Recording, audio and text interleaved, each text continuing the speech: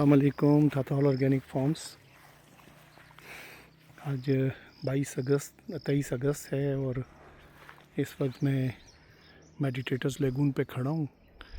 तो मैंने कहा थोड़ा सा आपको एनिमल्स का एक प्लेयर वाली फेस दिखाऊं कि ये देखिए माशाल्लाह भैंसें कितने मज़े से डैम के अंदर घुसी हैं। वसी और इस डैम है, कभी कभी ये जज्बाती होती हैं तो आगे भी चली जाती हैं, वरना ज़्यादातर ये होता है कि ये आगे नहीं जाती।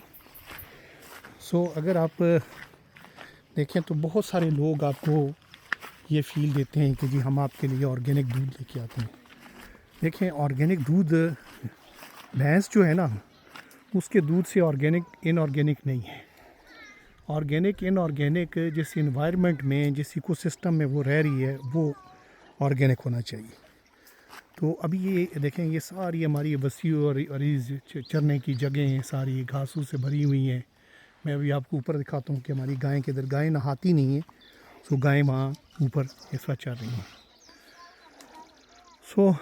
ये इकोसिस्टम ऑर्गेनिक कैसे होगा? ये इकोसिस्टम ऑर्गेनिक कैसे होगा कि आप इसको केमिकल बेस्ड जो सप्लीमेंट्स हैं खुराक के, वो ना जानवर को दें, इसको टीके ना लगाएं, इस जानवर को आप जो है वो चारा ना दें जिस पे बेहिसाबा अमोनियम नाइट्रेट, यूरिया, सोना यूरिया या जैसे वो बाकी जो DAP है, ऐसी खादों के ज़ोर पे जो पली हुई फसल है या चारा है वो ना दें।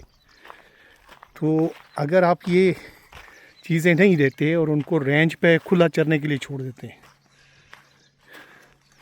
और उनको वो एनवायरनमेंट देते हैं जो कि उनको चाहिए। अभी आप ये देखें कि हमारी गायें ये चल रही हैं, शायद इसके पीछे हैं, बाकी वाली आगे पीछे, क्योंकि आजकल ज़रा थोड़ी फसल नहीं लगी हुई तो खुली डुली एक माहौल मिलता है।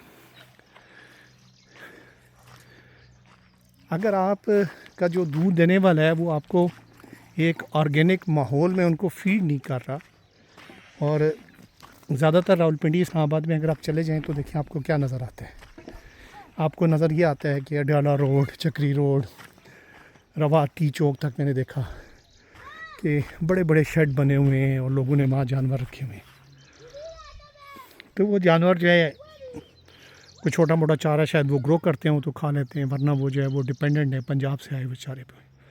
और पंजाब में 3 फसलें लेते हैं, मकई की 3 फसलें लेते हैं। पंजाब से जो आया हुआ चारा होता है वो मेरी नज़र में सबसे ज़्यादा इनऑर्गेनिक होता है, और उस पे अगर आप जानवरों को फीड करें और फिर आप कहें कि ये ऑर्गेनिक दूध है, तो वो किसी तरीके से ऑर्गेनिक दूध नहीं है। ऑर्गेनिक दूध के लिए आपको ऐसी इन्वायरमेंट चाहिए, जैसे एक एग्जांपल हमारे अपने फार्म की है कि हम उनको फ्री रेंज ग्रेजिंग पे ले जाते हैं। हमारे पास बहुत जगह है, ये तो अभी हमारा मे भी ज़मीन का जो है वो 1/10 भी नहीं है। तो बाकी जगहों पे आप ये देखें, जैसे यहाँ मज़ेदार किस्म की घास है, आप इधर देखें, आप इधर देखें, आप इधर पार देखें। तो जो जानवर इस तरह के माहौल में रहते हैं, मैं समझता हूँ कि मॉरली सिर्फ वही लोग क्लेम कर सकते हैं कि हम आपको ऑर्गेनिक दूध पिलाते हैं। जहाँ टीके लग रहे हैं, जहाँ जो है वो खुराकें जो हैं वो पंजाब से ला के दी जा रही हैं, या अपनी ज़मीनों पे बेहिसाबा जो है वो आप फर्टिलाइज़र डाल के बना रहे हैं, तो फिर वो ऑर्गेनिक नहीं है। ऑर्गेनिक जानवर ऐसे चरते हैं, ये देखिए आप। अब एक दूसरा एस्पेक्ट जो है ना वो मिलावट का है। देखिए, मिलावट को मैं ऑर्गेनिक इनऑर्गेनिक के साथ जो है मिक्स नहीं करना चाहता, क्योंकि मिलावट एक बेईमानी है और वो केमिकल बेस्ड है, या कुछ ऐसे आइटम्स हैं, मतलब चावल की पिच से भी दूध बन जाता है बग़ैर एक कतरा दूध के डाला हुआ। तो वो उसको मैं इस बहस में नहीं लाना चाहता। मेरा फोकस सिर्फ ये है कि क्या ऑर्गेनिक है और क्या ऑर्गेनिक नहीं है। तो अगर आप उस हिसाब पे जाएं तो मैं कहूँगा कि तकरीबन 90% जो ग्वाले हैं जो आपके घरों में दूध देते हैं, वो इनऑर्गेनिक जो दूध है वो लेके आते हैं।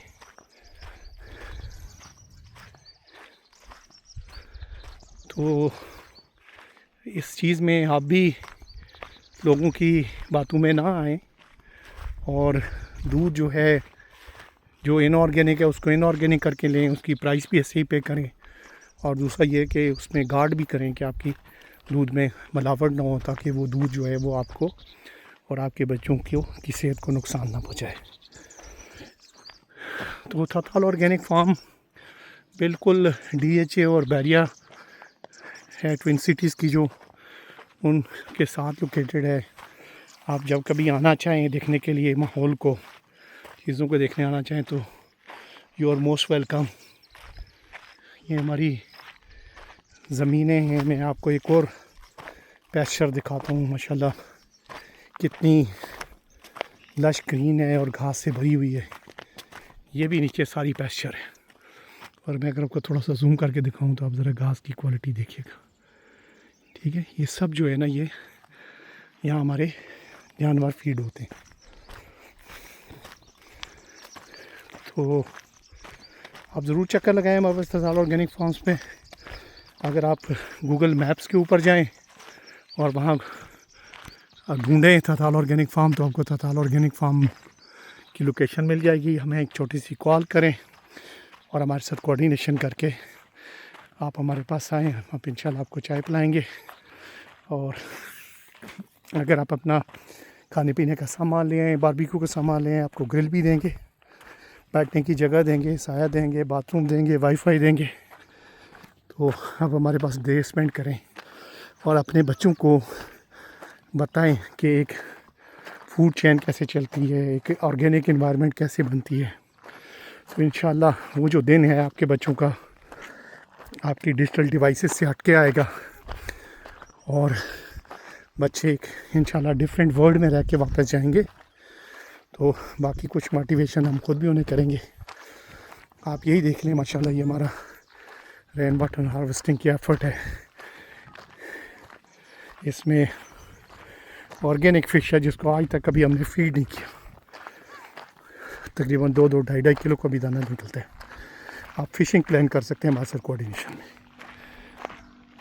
Thank you for being with Thathal organic farms. Looking forward for your visit here. दुआ में याद रखें, बारिशों में अपने आप को और अपने बच्चों को बचाएं। और जो लोग बारिशों के अज़ाब में हैं वो उनके लिए दुआ भी करें। अल्लाह हाफ़िज़।